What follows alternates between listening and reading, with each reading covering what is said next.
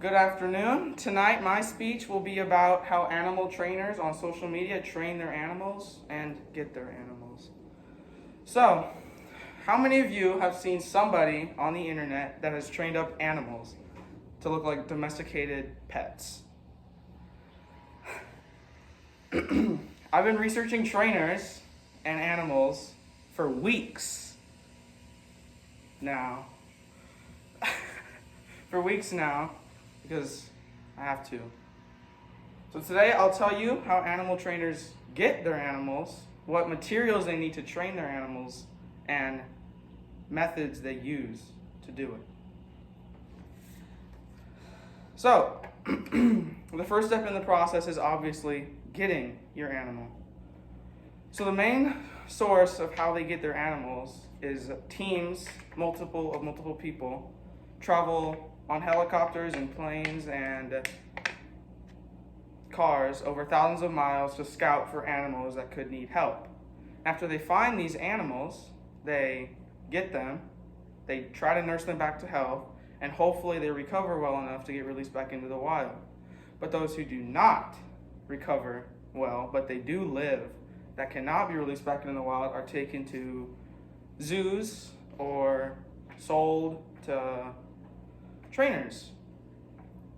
So, I've been researching and I found one TikTok page called Here's Your Monkey Content that adopted a capuchin monkey and makes videos about it.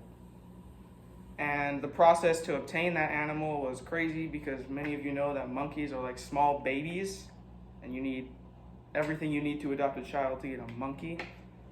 And yeah, he said it was a big struggle to train up his monkey, and a lot of resources and materials were needed.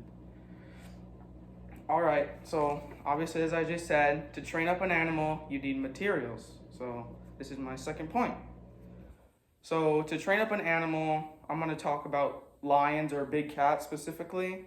You would need a whip, a stool, and treats for a reward system I'll talk about later.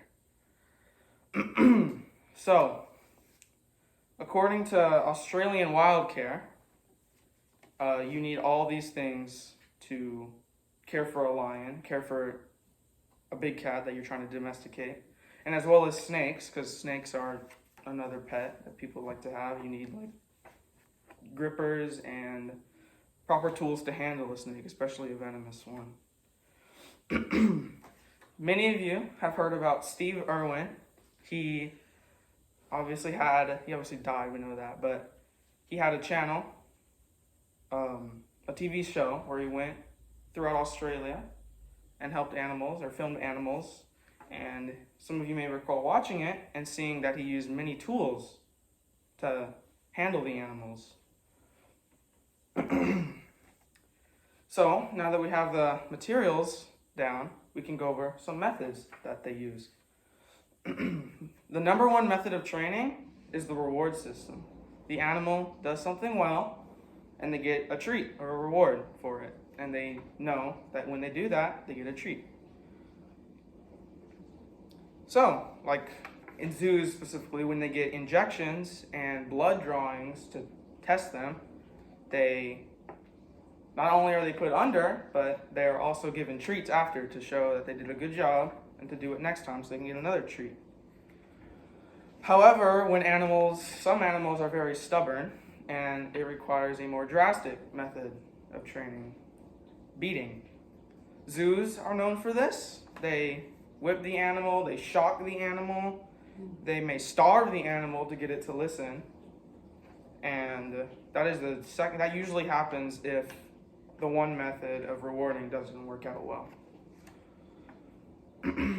So in conclusion, these trainers have a potentially dangerous job, and they use many forms of training them and materials used to train them. So now that you know how animals are trained, maybe next time you see one of those pages that trains animals, you'll know just a little bit how they're trained.